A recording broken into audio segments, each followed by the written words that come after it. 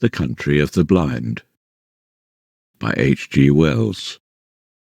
300 miles and more from Chimborazo, 100 from the snows of Cotopaxi, in the wildest wastes of Ecuador's Andes, there lies that mysterious mountain valley, cut off from the world of men, the Country of the Blind. Long years ago that valley lay so far open to the world that men might come at last through frightful gorges and over an icy pass into its equable meadows. And thither indeed men came, a family or so of Peruvian half-breeds, fleeing from the lust and tyranny of an evil Spanish ruler.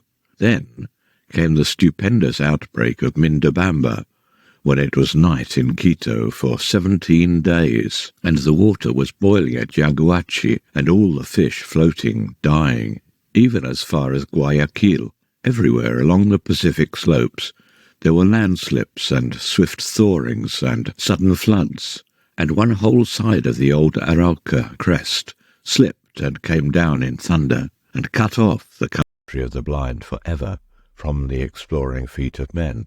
But one of these early settlers had chanced to be on the hither side of the gorges, when the world had so terribly shaken itself, and he perforce had to forget his wife and his child and all the friends and possessions he had left up there, and start life over again in the lower world. He started it again, but blindness overtook him, and he died of punishment in the mines.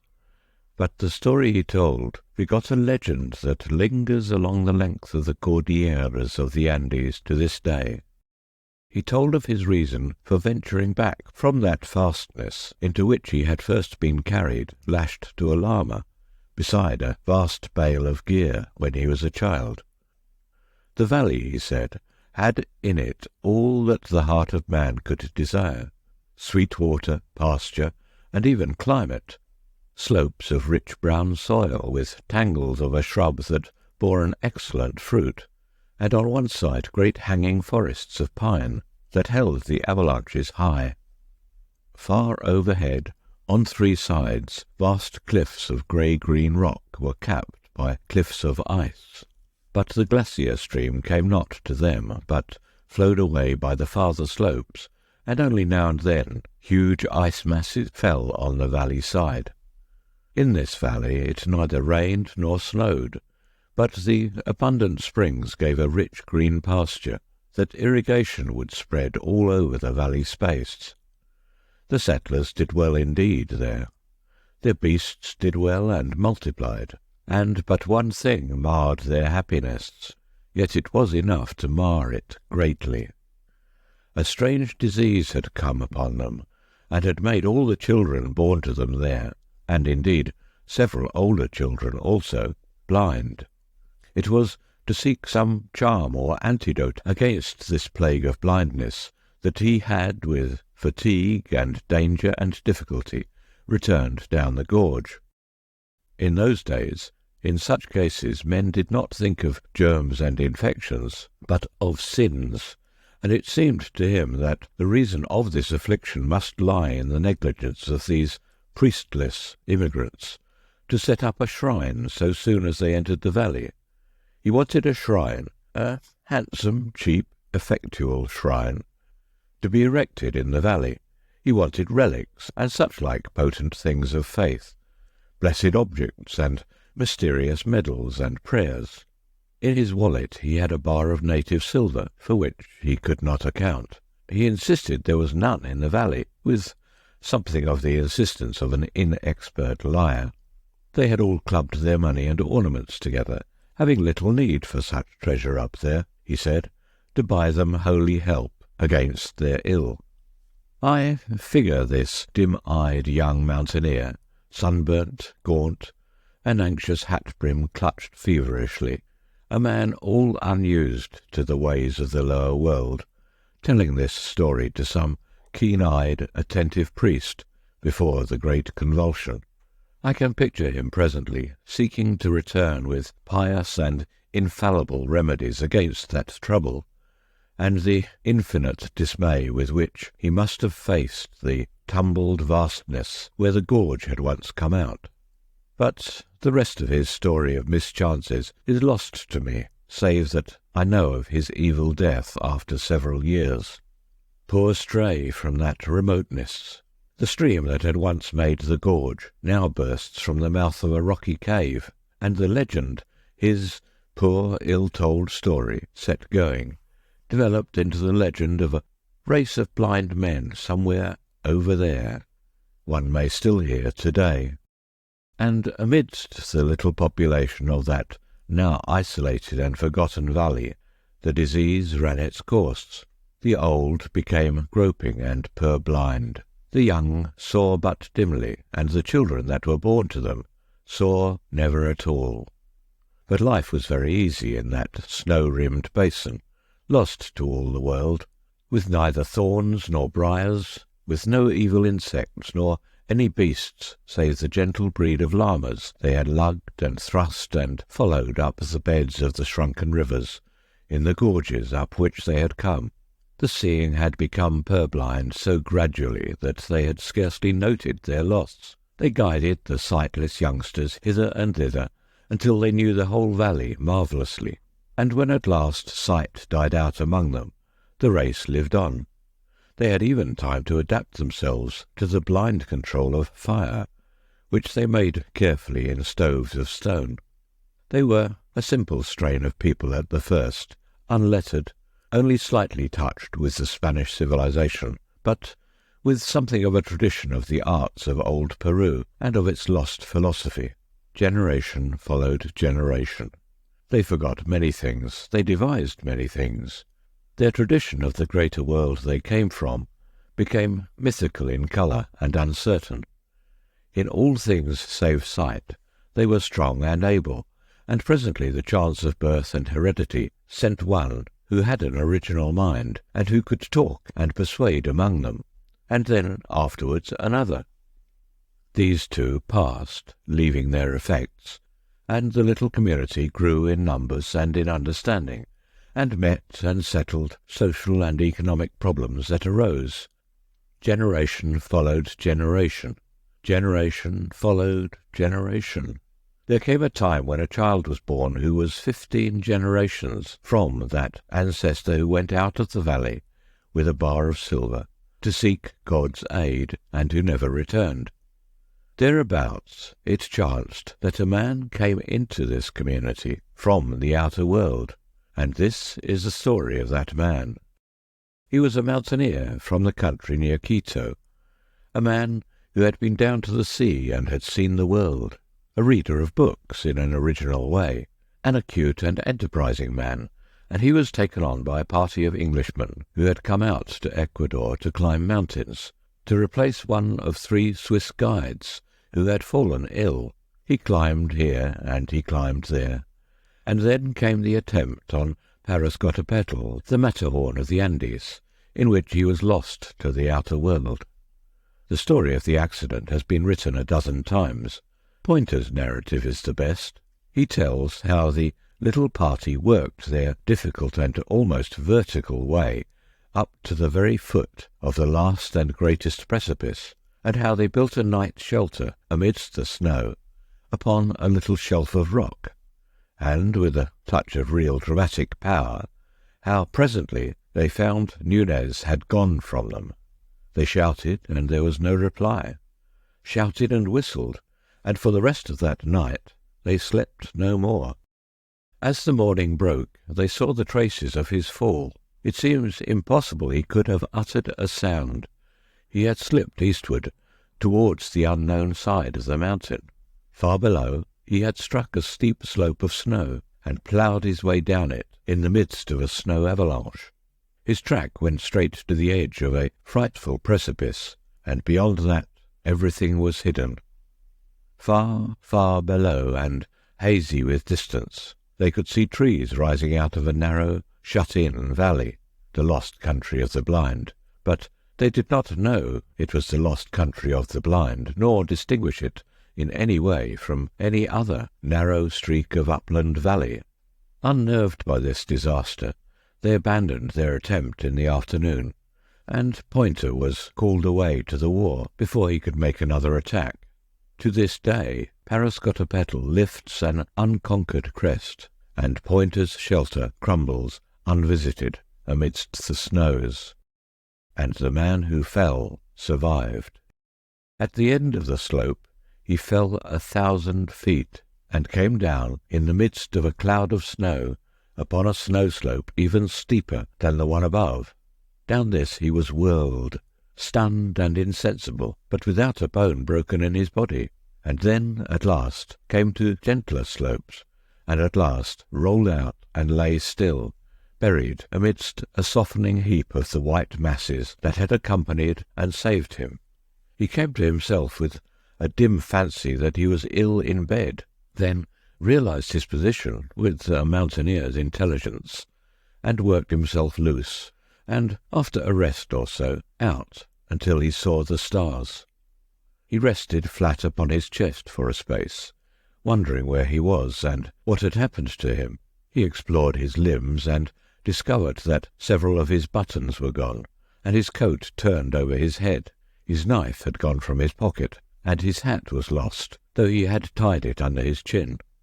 He recalled that he had been looking for loose stones to raise his piece of the shelter wall. His ice axe had disappeared. He decided he must have fallen, and looked up to see, exaggerated by the ghastly light of the rising moon, the tremendous flight he had taken. For a while he lay gazing blankly at that vast pale cliff towering above, rising moment by moment out of a subsiding tide of darkness. Its phantasmal, mysterious beauty held him for a space, and then he was seized with a paroxysm of sobbing laughter. After a great interval of time, he became aware that he was near the lower edge of the snow. Below, down what was now a moonlit and practicable slope, he saw the dark and broken appearance of rock-strewn turf. He struggled to his feet, aching in every joint and limb, got down painfully from the heaped loose snow about him, went downward until he was on the turf, and there dropped rather than lay beside a boulder, drank deep from the flask in his inner pocket, and instantly fell asleep. He was awakened by the singing of birds in the trees far below. He sat up, and perceived he was on a little alp, at the foot of a vast precipice that was grooved by the gully down which he and his snow had come. Over against him, another wall of rock reared itself against the sky. The gorge between these precipices ran east and west, and was full of the morning sunlight, which lit to the westward the mass of fallen mountain that closed the descending gorge. Below him it seemed there was a precipice equally steep, but behind the snow in the gully he found a sort of chimney cleft, dripping with snow water, down which a desperate man might venture. He found it easier than it seemed, and came at last to another desolate alp, and then, after a rock climb of no particular difficulty, to a steep slope of trees. He took his bearings and turned his face up the gorge, for he saw it opened out above upon green meadows, among which he now glimpsed quite distinctly a cluster of stone huts of unfamiliar fashion. At times his progress was like clambering along the face of a wall, and after a time the rising sun ceased to strike along the gorge, the voices of the singing birds died away, and the air grew cold and dark about him, but the distant valley with its houses was all the brighter for that. He came presently to talus, and among the rocks he noted, for he was an observant man, an unfamiliar fern that seemed to clutch out of the crevices with intense green hands. He picked a frond or so, and gnawed its stalk, and found it helpful. About midday he came at last out of the throat of the gorge into the plain and the sunlight. He was stiff and weary. He sat down in the shadow of a rock, filled up his flask with water from a spring, and drank it down, and remained for a time resting before he went on to the houses. They were very strange to his eyes, and indeed the whole aspect of that valley became, as he regarded it, queerer and more unfamiliar. The greater part of its surface was lush green meadow, starred with many beautiful flowers, irrigated with extraordinary care, and bearing evidence of systematic cropping piece by piece. High up, and ringing the valley about, was a wall and what appeared to be a circumferential water channel, from which the little trickles of water that fed the meadow plants came, and on the higher slopes above this flocks of llamas cropped the scanty herbage. Sheds, apparently shelters or feeding places for the llamas, stood against the boundary wall here and there. The irrigation streams ran together into a main channel down the centre of the valley, and this was enclosed on either side by a wall breast high. This gave a singularly urban quality to this secluded place, a quality that was greatly enhanced by the fact that a number of paths, paved with black and white stones, and each with a curious little curb at the side, ran hither and thither in an orderly manner. The houses of the central village were quite unlike the casual and higgledy-piggledy agglomeration of the mountain villages he knew. They stood in a continuous row on either side of a central street of astonishing cleanness. Here and there their parti-coloured facade was pierced by a door, and not a solitary window broke their even frontage. They were parti-coloured with extraordinary irregularity, smeared with a sort of plaster that was sometimes grey, sometimes drab, sometimes slate-coloured or dark brown, and it was the sight of this wild plastering first brought the word blind into the thoughts of the explorer. The good man who did that, he thought, must have been as blind as a bat. He descended a steep place, and so came to the wall and channel that ran about the valley, near where the latter spouted out its surplus contents into the deeps of the gorge in a thin and wavering thread of cascade. He could now see a number of men and women resting on piled heaps of grass, as if taking a siesta, in the remoter part of the meadow, and nearer the village a number of recumbent children, and then, nearer at hand, 3 men carrying pails on yokes, along a little path that ran from the encircling wall towards the houses. These latter were clad in garments of llama cloth, and boots and belts of leather, and they wore caps of cloth with back and ear flaps.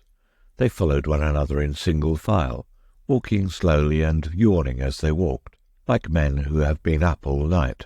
There was something so reassuringly prosperous and respectable in their bearing that, after a moment's hesitation, Nunez stood forward as conspicuously as possible upon his rock, and gave vent to a mighty shout that echoed round the valley.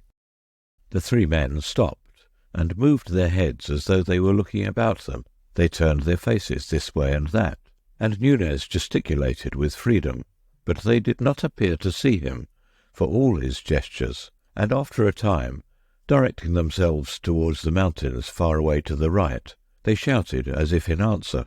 Nunez bawled again, and then once more, and as he gestured ineffectually, the word blind came up to the top of his thoughts. "The fools must be blind," he said.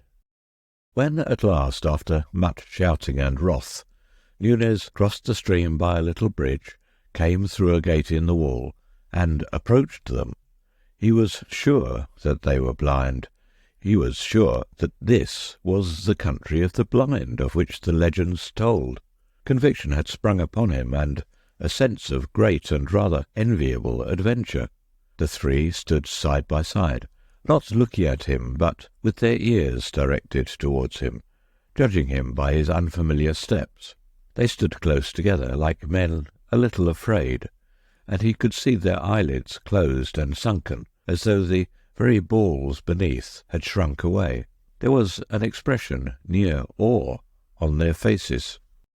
"A man," one said, in hardly recognizable Spanish.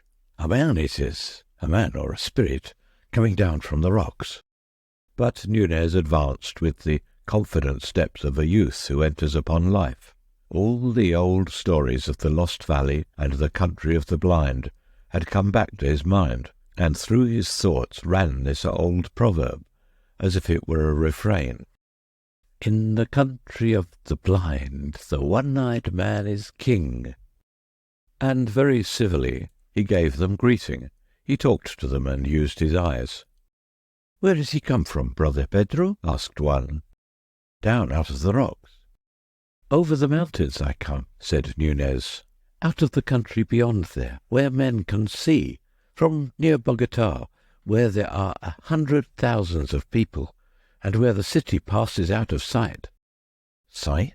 muttered Pedro. "Sight?" "He comes," said the second blind man, "out of the rocks." The cloth of their coats, Nunez saw, was curiously fashioned, each with a different sort of stitching. They startled him by a simultaneous movement towards him, each with a hand outstretched. He stepped back from the advance of these spread fingers. "Come hither," said the third blind man, following his motion and clutching him neatly. And they held Nunez and felt him over, saying no word further until they had done so. "Carefully," he cried, with a finger in his eye, and found they thought that organ, with its fluttering lids, a queer thing in him. They went over it again. "A strange creature, Correa," said the one called Pedro. "Feel the coarseness of his hair, like a llama's hair." "Rough he is, as the rocks that begot him," said Correa, investigating Nunez's unshaven chin with a soft and slightly moist hand. "Perhaps he will grow finer." Nunez struggled a little under their examination, but they gripped him firm. "Carefully," he said again. "He speaks," said the third man. "Certainly he is a man." "Ugh," said Pedro, at the roughness of his coat. "And you have come into the world?" asked Pedro. "Out of the world, over mountains and glaciers, right over above there, halfway to the sun, out of the great big world that goes down 12 days' journey to the sea." They scarcely seemed to heed him. "Our fathers have told us men may be made by the forces of nature," said Correa. "It is the warmth of things, and moisture, and rottenness. "Let us lead him to the elders," said Pedro. "Shout first," said Correa, "lest the children be afraid. This is a marvellous occasion." So they shouted, and Pedro went first, and took Nunez by the hand to lead him to the houses. He drew his hand away. "I can see," he said. "See?" said Correa. "Yes, see," said Nunez, turning towards him, and stumbled against Pedro's pail. "His senses are still imperfect," said the third blind man. "He stumbles and talks unmeaning words. Lead him by the hand." "As you will," said Nunez, and was led along, laughing. It seemed they knew nothing of sight. Well, all in good time he would teach them. He heard people shouting, and saw a number of figures gathering together in the middle roadway of the village. He found it tax his nerve and patience more than he had anticipated, that first encounter with the population of the country of the blind. The place seemed larger as he drew near to it, and the smeared plasterings queerer, and a crowd of children and men and women. The women and girls, he was pleased to note, had some of them quite sweet faces, for all that their eyes were shut and sunken, came about him, holding on to him, touching him with soft, sensitive hands, smelling at him, and listening at every word he spoke. Some of the maidens and children, however, kept aloof as if afraid, and indeed his voice seemed coarse and rude beside their softer notes. They mobbed him. His 3 guides kept close to him with an effect of proprietorship, and said again and again, "A wild man out of the rocks." "Bogota," he said. "Bogota, over the mountain crests." "A wild man using wild words," said Pedro. "Did you hear that? Bogota. His mind is hardly formed yet. He has only the beginnings of speech." A little boy nipped his hand. "Bogota," he said mockingly. "I, a city to your village. I come from the great world where men have eyes and see." "His name's Bogota," they said. "He stumbled," said Correa. "Stumbled twice as we came hither." "Bring him to the elders." and they thrust him suddenly through a doorway into a room as black as pitch, save at the end there faintly glowed a fire. The crowd closed in behind him, and shut out all but the faintest glimmer of day, and before he could arrest himself, he had fallen headlong over the feet of a seated man. His arm, outflung, struck the face of someone else as he went down. He felt the soft impact of features, and heard a cry of anger, and for a moment he struggled against a number of hands that clutched him. It was a one-sided fight. An inkling of the situation came to him, and he lay quiet. "I fell down," he said. "I couldn't see in this pitchy darkness." There was a pause, as if the unseen persons about him tried to understand his words. Then the voice of Korea said, "He is but newly formed. He stumbles as he walks, and mingles words that mean nothing with his speech." Others also said things about him that he heard or understood imperfectly. "May I sit up?" he asked in a pause. "I will not struggle against you again." They consulted and let him rise. The voice of an older man began to question him, and Nunez found himself trying to explain the great world out of which he had fallen, and the sky and mountains, and sight and such-like marvels, to these elders who sat in darkness in the country of the blind, and they would believe and understand nothing whatever he told them, a thing quite outside his expectation. They would not even understand many of his words. For 14 generations these people had been blind and cut off from all the seeing world. The names for all the things of sight had faded and changed. The story of the outer world was faded and changed to a child's story, and they had ceased to concern themselves with anything beyond the rocky slopes above their circling wall. Blind men of genius had arisen among them, and questioned the shreds of belief and tradition they had brought with them from their seeing days, and had dismissed all these things as idle fancies, and replaced them with new and saner explanations. Much of their imagination had shrivelled with their eyes, and they had made for themselves new imaginations with their ever more sensitive ears and fingertips. Slowly Nunez realized this, that his expectation of wonder and reverence at his origin and his gifts was not to be borne out, and after his poor attempt to explain sight to them had been set aside as the confused version of a new-made being, describing the marvels of his incoherent sensations, he subsided, a little dashed, into listening to their instruction, and the eldest of the blind men explained to him life and philosophy and religion, how that the world, meaning their valley, had been first an empty hollow in the rocks, and then had come first inanimate things without the gift of touch, and llamas, and a few other creatures that had little sense, and then men, and at last angels, whom one could hear singing and making fluttering sounds, but whom no one could touch at all, which puzzled Nunez greatly until he thought of the birds.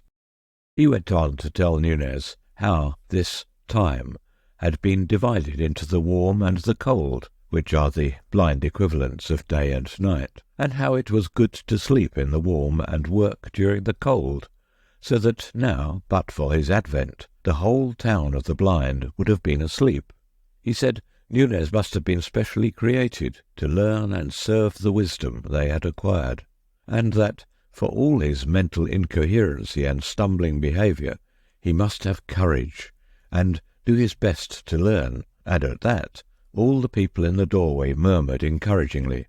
He said the night, for the blind call their day night, was now far gone, and it behoved everyone to go back to sleep. He asked Nunez if he knew how to sleep, and Nunez said he did, but that before sleep he wanted food. They brought him food, llama's milk, in a bowl, and rough, salted bread, and led him into a lonely place to eat out of their hearing, and afterwards to slumber until the chill of the mountain evening roused them to begin their day again. But Nunez slumbered not at all.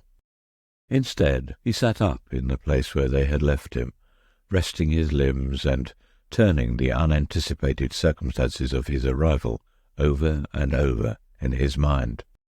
Every now and then he laughed, sometimes with amusement and sometimes with indignation. "Unformed mind," he said, "got no senses yet. They little know they've been insulting their heaven-sent king and master. I see I must bring them to reason. Let me think. He was still thinking when the sun set. Nunez had an eye for all beautiful things, and it seemed to him that the glow upon the snowfields and glaciers that rose about the valley on every side was the most beautiful thing he had ever seen. His eyes went from that inaccessible glory to the village and irrigated fields, fast sinking into the twilight, and suddenly a wave of emotion took him, and he thanked God from the bottom of his heart that the power of sight had been given him. He heard a voice calling to him from out of the village. "Yaho there, Bogota, come hither." At that he stood up, smiling. He would show these people once and for all what sight would do for a man. They would seek him, but not find him. "You move not, Bogota," said the voice. He laughed noiselessly, and made 2 stealthy steps aside from the path. "Trample not on the grass, Bogota. That is not allowed." Nunez had scarcely heard the sound he made himself. He stopped, amazed. The owner of the voice came running up the piebald path towards him. He stepped back into the pathway. "Here I am," he said. "Why did you not come when I called you?" said the blind man. "Must you be led like a child? Cannot you hear the path as you walk?" Nunez laughed. "I can see it," he said. "There is no such word as see," said the blind man after a pause. "Cease this folly, and follow the sound of my feet." Nunez followed, a little annoyed. "My time will come," he said. "You'll learn," the blind man answered. "There is much to learn in the world." "Has no one told you, in the country of the blind, the one-eyed man is king?" "What is blind?" asked the blind man carelessly over his shoulder. 4 days passed, and the 5th found the king of the blind still incognito as a clumsy and useless stranger among his subjects. It was, he found, much more difficult to proclaim himself than he had supposed, and, in the meantime, while he meditated his coup d'etat, he did what he was told, and learnt the manners and customs of the country of the blind. He found working and going about at night a particularly irksome thing, and he decided that that should be the first thing he would change. They led a simple, laborious life, these people, with all the elements of virtue and happiness, as these things can be understood by men. They toiled, but not oppressively. They had food and clothing sufficient for their needs. They had days and seasons of rest. They made much of music and singing, and there was love among them, and little children. It was marvellous with what confidence and precision they went about their ordered world. Everything, you see, had been made to fit their needs. Each of the radiating paths of the valley area had a constant angle to the others, and was distinguished by a special notch upon its curbing. All obstacles and irregularities of path or meadow had long since been cleared away. All their methods and procedure arose naturally from their special needs. Their senses had become marvellously acute. They could hear and judge the slightest gesture of a man a dozen paces away, could hear the very beating of his heart. Intonation had long replaced expression with them, and touches gesture, and their work with hoe and spade and fork was as free and confident as garden work can be. Their sense of smell was extraordinarily fine. They could distinguish individual differences as readily as a dog can, and they went about the tending of the llamas, who lived among the rocks above, and came to the wall for food and shelter, with ease and confidence. It was only when at last Nunez sought to assert himself that he found how easy and confident their movements could be. He rebelled only after he had tried persuasion. He tried it first on several occasions to tell them of sight. "Look you here, you people," he said. "There are things you do not understand in me." Once or twice, one or two of them attended to him. They sat with faces downcast and ears turned intelligently towards him, and he did his best to tell them what it was to see. Among his hearers was a girl with eyelids less red and sunken than the others, so that one could almost fancy she was hiding eyes, whom especially he hoped to persuade. He spoke of the beauties of sight, of watching the mountains, of the sky and the sunrise, and they heard him with amused incredulity that presently became condemnatory. They told him there were indeed no mountains at all, but that the end of the rocks where the llamas grazed was indeed the end of the world. Thence sprang a cavernous roof of the universe, from which the dew and the avalanches fell. And when he maintained stoutly the world had neither end nor roof, such as they supposed, they said his thoughts were wicked. So far as he could describe sky and clouds and stars to them, it seemed to them a hideous void, a terrible blankness, in the place of the smooth roof to things in which they believed. It was an article of faith with them that the cavern roof was exquisitely smooth to the touch. He saw that in some manner he shocked them, and gave up that aspect of the matter altogether, and tried to show them the practical value of sight.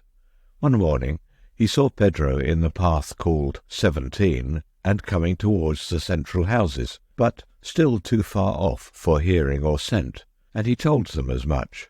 "In a little while," he prophesied, "Pedro will be here." An old man remarked that Pedro had no business on path 17, and then, as if in confirmation, that individual, as he drew near, turned and went transversely into path 10, and so back with nimble paces towards the outer wall. They mocked Nunez when Pedro did not arrive, and afterwards when he asked Pedro questions to clear his character, Pedro denied and outfaced him, and was afterwards hostile to him. Then he induced them to let him go a long way up the sloping meadows towards the wall, with one complacent individual, and to him he promised to describe all that happened among the houses. He noted certain goings and comings, but the things that really seemed to signify to these people happened inside of or behind the windowless houses, the only things they took note of to test him by, and of these he could see or tell nothing. And it was after the failure of this attempt, and the ridicule they could not repress, that he resorted to force. He thought of seizing a spade and suddenly smiting one or two of them to earth, and so in fair combat, showing the advantage of eyes, he went so far with that resolution as to seize his spade. And then he discovered a new thing about himself, and that was that it was impossible for him to hit a blind man in cold blood. He hesitated, and found them all aware that he had snatched up the spade. They stood alert, with their heads on one side, and bent ears towards him for what he would do next. "Put that spade down," said one, and he felt a sort of helpless horror. He came near obedience. Then he thrust one backwards against a house wall, and fled past him and out of the village. He went athwart one of their meadows, leaving a track of trampled grass behind his feet, and presently sat down by the side of one of their ways. He felt something of the buoyancy that comes to all men in the beginning of a fight, but more perplexity. He began to realize that you cannot even fight happily with creatures who stand upon a different mental basis to yourself.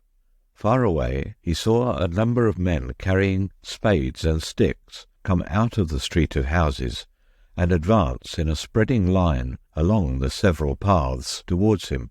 They advanced slowly, speaking frequently to one another, and ever and again the whole cordon would halt and sniff the air and listen. The first time they did this, Nunez laughed, but afterwards he did not laugh.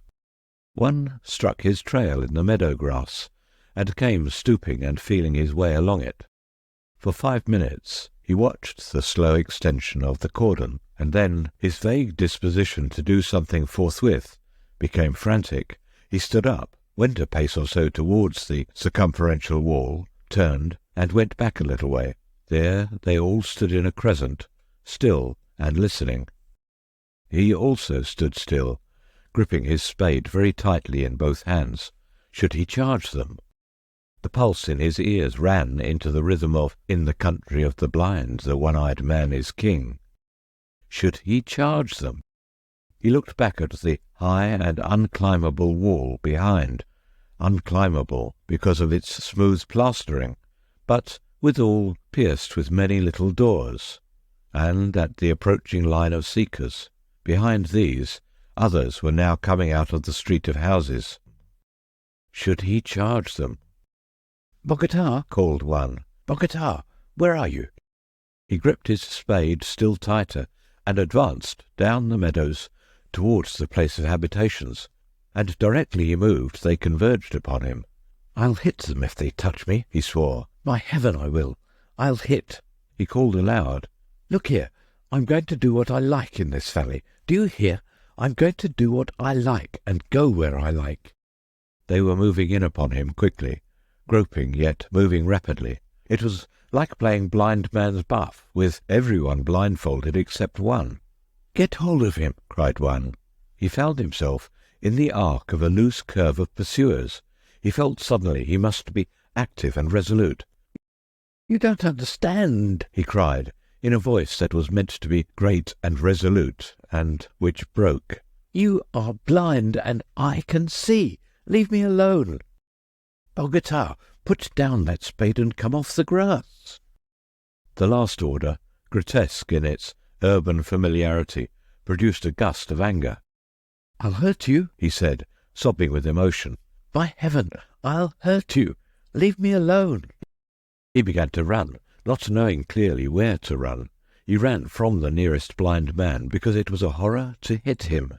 He stopped, and then made a dash to escape from their closing ranks. He made for where a gap was wide, and the men on either side, with a quick perception of the approach of his paces, rushed in on one another. He sprang forward, and then saw he must be caught, and swish! The spade had struck. He felt the soft thud of hand and arm, and the man was down with a yell of pain, and he was through. Through! And then he was close to the street of houses again, and blind men whirling spades and stakes were running with a sort of reasoned swiftness hither and thither. He heard steps behind him, just in time, and found a tall man rushing forward and swiping at the sound of him. He lost his nerve, hurled his spade a yard wide at his antagonist, and whirled about and fled, fairly yelling as he dodged another. He was panic-stricken. He ran furiously to and fro, dodging when there was no need to dodge, and in his anxiety to see on every side of him at once, stumbling. For a moment he was down, and they heard his fall. Far away, in the circumferential wall, a little doorway looked like heaven, and he set off in a wild rush for it. He did not even look round at his pursuers until it was gained, and he had stumbled across the bridge, clambered a little way among the rocks, to the surprise and dismay of a young llama who went leaping out of sight, and lay down sobbing for breath. And so his coup d'etat came to an end. He stayed outside the wall of the Valley of the Blind for 2 nights and days without food or shelter, and meditated upon the unexpected. During these meditations he repeated very frequently, and always with a profounder note of derision, the exploded proverb, "In the country of the blind, the one-eyed man is king." He thought chiefly of ways of fighting and conquering these people, and it grew clear that, for him, no practicable way was possible. He had no weapons, and now it would be hard to get one. The canker of civilization had got to him, even in Bogota, and he could not find it in himself to go down and assassinate a blind man. Of course, if he did that, he might then dictate terms on the threat of assassinating them all, but sooner or later he must sleep. He tried also to find food among the pine trees, to be comfortable among pine boughs while the frost fell at night, and, with less confidence, to catch a llama by artifice in order to try to kill it, perhaps by hammering it with a stone, and so finally, perhaps, to eat some of it. But the llamas had a doubt of him, and regarded him with distrustful brown eyes, and spat when he drew near. Fear came on him the second day, and fits of shivering. Finally, he crawled down to the wall of the country of the blind, and tried to make terms. He crawled along by the stream, shouting, until two blind men came out to the gate, and talked to him. "I was mad," he said, "but I was only newly made." They said that was better. He told them he was wiser now, and repented of all he had done. Then he wept without intention, for he was very weak and ill now, and they took that as a favourable sign. They asked him if he still thought he could see. "No," he said, "that was folly. The word means nothing, less than nothing." They asked him what was overhead. "About 10 times 10, the height of a man, there is a roof above the world, of rock, and very, very smooth." He burst again into hysterical tears. "Before you ask me any more, give me some food, or I shall die." He expected dire punishments, but these blind people were capable of toleration.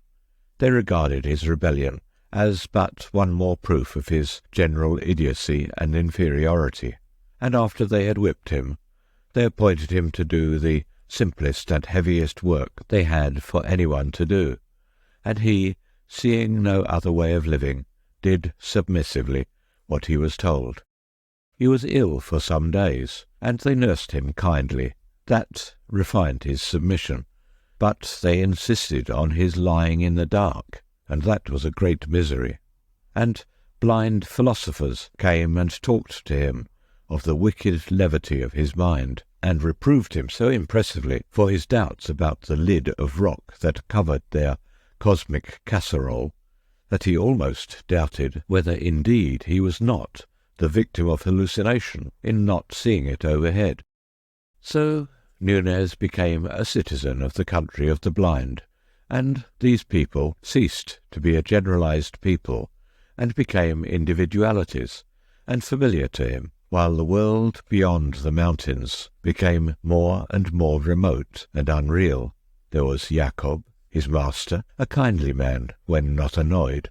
There was Pedro, Jacob's nephew, and there was Medina Sarote, who was the youngest daughter of Jacob. She was little esteemed in the world of the blind, because she had a clear-cut face, and lacked that satisfying glossy smoothness that is the blind man's ideal of feminine beauty. But Nunez thought her beautiful at first, and presently the most beautiful thing in the whole creation. Her closed eyelids were not sunken and red after the common way of the valley, but lay as though they might open again at any moment, and she had long eyelashes, which were considered a grave disfigurement, and her voice was strong, and did not satisfy the acute hearing of the valley swains, so that she had no lover. There came a time when Nunez thought that, could he win her, he would be resigned to live in the valley for all the rest of his days. He watched her, he sought opportunities of doing her little services, and presently he found that she observed him. Once, at a rest-day gathering, they sat side by side in the dim starlight, and the music was sweet. His hand came upon hers, and he dared to clasp it.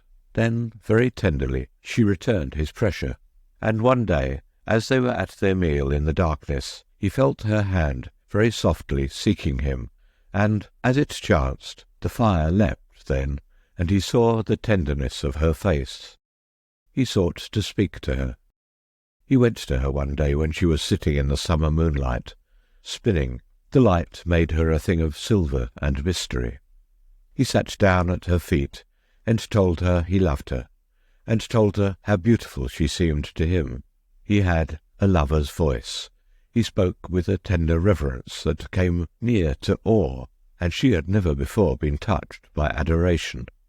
She made him no definite answer, but it was clear his words pleased her.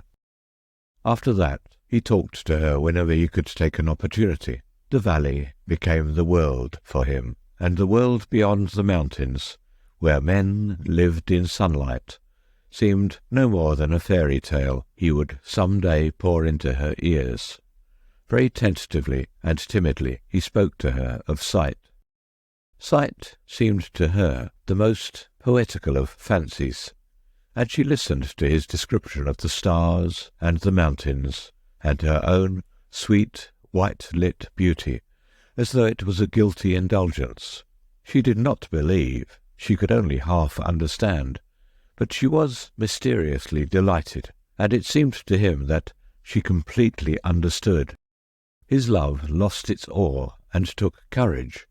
Presently he was for demanding her of Jacob and the elders in marriage, but she became fearful and delayed, and it was one of her elder sisters who first told Jacob that Medina Cerote and Nunez were in love.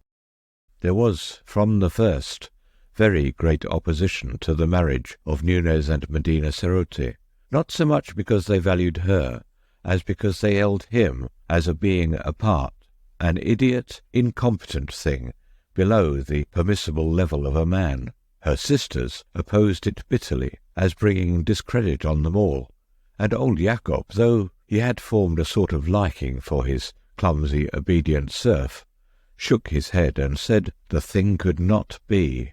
The young men were all angry at the idea of corrupting the race, and one went so far as to revile and strike Nunez. He struck back. Then, for the first time, he found an advantage in seeing even by twilight, and after that fight was over, no one was disposed to raise a hand against him, but they still found his marriage impossible. Old Jacob had a tenderness for his last little daughter, and was grieved to have her weep upon his shoulder. "You see, my dear, he's an idiot. He has delusions. He can't do anything right." "I know," wept Medina Cerote, "but he's better than he was. He's getting better. And he's strong, dear father, and kind, stronger and kinder than any other man in the world. And he loves me, and, father, I love him." Old Jacob was greatly distressed to find her inconsolable, and besides, what made it more distressing, he liked Nunez for many things. So he went and sat in the windowless council chamber with the other elders, and watched the trend of the talk, and said at the proper time, "He's better than he was. Very likely some day we shall find him as sane as ourselves." Then afterwards one of the elders, who thought deeply, had an idea. He was the great doctor among these people, their medicine man, and he had a very philosophical and inventive mind, and the idea of curing Nunez of his peculiarities appealed to him. One day, when Jacob was present, he returned to the topic of Nunez. "I have examined Bogota," he said, "and the case is clearer to me. I think very probably he might be cured." "That is what I have always hoped," said old Jacob. "His brain is affected," said the blind doctor. The elders murmured assent. "Now, what affects it?" "Ah," said old Jacob. "This," said the doctor, answering his own question. "Those queer things that are called the eyes, and which exist to make an agreeable soft depression in the face, are diseased, in the case of Bogota, in such a way as to affect his brain.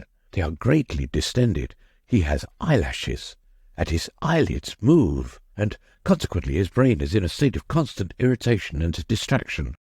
"Yes," said old Jacob, "yes. And I think I may say with reasonable certainty that in order to cure him completely, all that we need do is a simple and easy surgical operation, namely to remove these irritant bodies. And then he will be sane. Then he will be perfectly sane, and a quite admirable citizen." "Thank heaven for science," said old Jacob, and went forth at once to tell Nunez of his happy hopes. But Nunez's manner of receiving the good news struck him as being cold and disappointing. "One might think," he said, "from the tone you take, that you do not care for my daughter." It was Medina Cerote who persuaded Nunez to face the blind surgeons. "You do not want me," he said, "to lose my gift of sight?" She shook her head. "My world is sight." Her head dropped lower.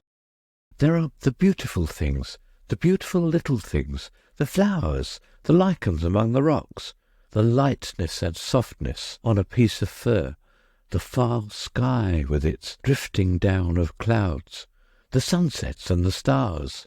And there is you. For you alone it is good to have sight, to see your sweet, serene face, your kindly lips, your dear, beautiful hands folded together.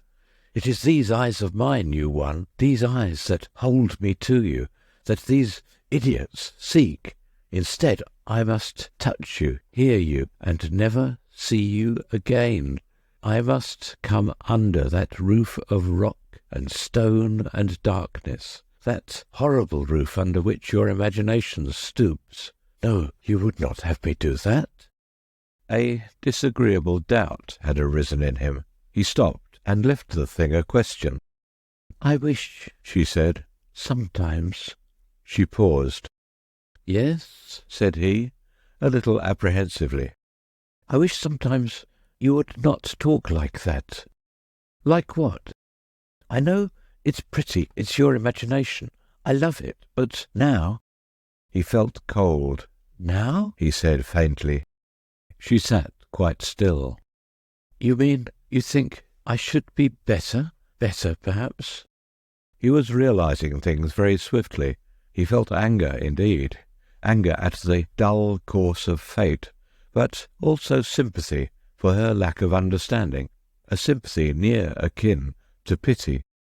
"Dear," he said, and he could see by her whiteness how intensely her spirit pressed against the things she could not say. He put his arm about her, he kissed her ear, and they sat for a time in silence. "If I were to consent to this," he said at last, in a voice that was very gentle. She flung her arms about him, weeping wildly. "Oh, if you would," she sobbed. "If only you would." For a week before the operation that was to raise him from his servitude and inferiority to the level of a blind citizen, Nunez knew nothing of sleep, and all through the warm sunlit hours, while the others slumbered happily, he sat brooding or wandering aimlessly, trying to bring his mind to bear on his dilemma.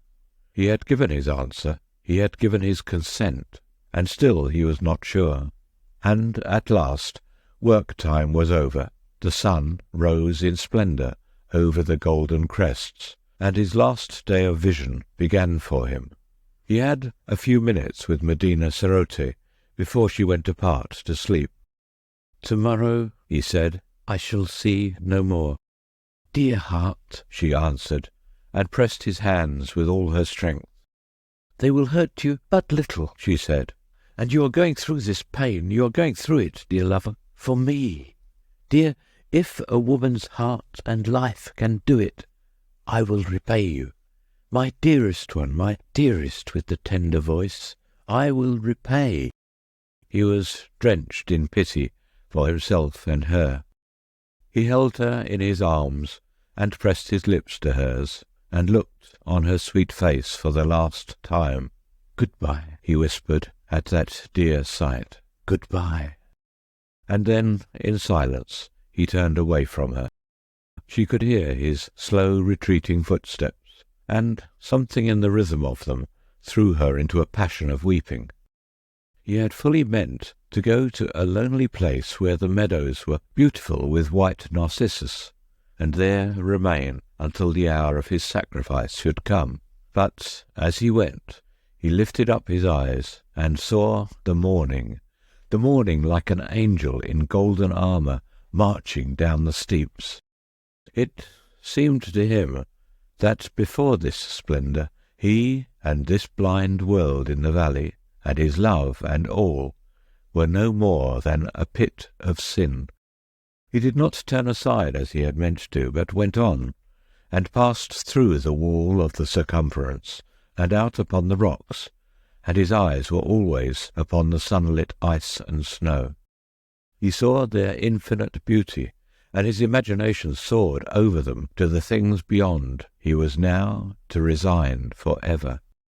He thought of that great free world he was parted from, the world that was his own, and he had a vision of those further slopes, distance beyond distance, with Bogota, a place of multitudinous, stirring beauty, a glory by day, a luminous mystery by night, a place of palaces and fountains and statues and white houses, lying beautifully in the middle distance. He thought how, for a day or so, one might come down through passes, drawing ever nearer and nearer to its busy streets and ways. He thought of the river journey, day by day, from great Bogota to the still vaster world beyond, through towns and villages, forest and desert places, the rushing river, day by day, until its banks receded and the big steamers came splashing by, and one had reached the sea, the limitless sea,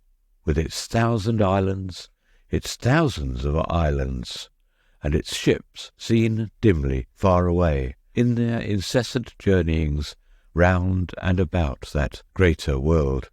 And there, unpent by mountains, one saw the sky, not such a disk as one saw it here, but an arch of immeasurable blue, a deep of deeps in which the circling stars were floating. His eyes scrutinized the great curtain of the mountains with a keener inquiry. For example, if one went so up that gully and to that chimney there, then one might come out high among those stunted pines that ran round in a sort of shelf, and rose still higher and higher as it passed above the gorge. And then that talus might be managed.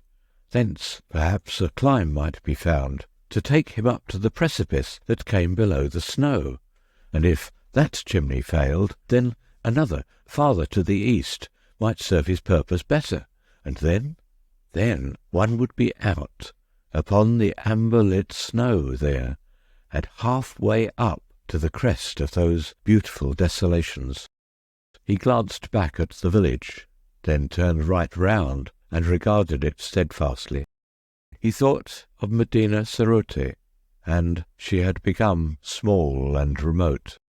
He turned again towards the mountain wall, down which the day had come to him. Then, very circumspectly, he began to climb. When sunset came, he was no longer climbing, but he was far and high.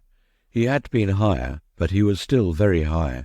His clothes were torn, his limbs were blood-stained, he was bruised in many places, but he lay as if he were at his ease, and there was a smile on his face. From where he rested, the valley seemed as if it were in a pit, and nearly a mile below. Already it was dim with haze and shadow, though the mountain summits around him were things of light and fire. The mountain summits around him were things of light and fire, and the little details of the rocks near at hand were drenched with subtle beauty. A vein of green mineral piercing the grey, the flash of crystal faces here and there, a minutely beautiful orange lichen close beside his face.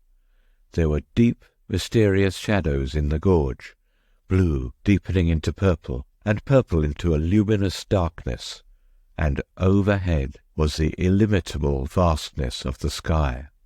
But he heeded these things no longer, and lay quite inactive there, smiling as if he were satisfied merely to have escaped from the valley of the blind, in which he had thought to be king. The glow of the sunset passed, and the night came, and still he lay, peacefully contented, under the cold, clear stars.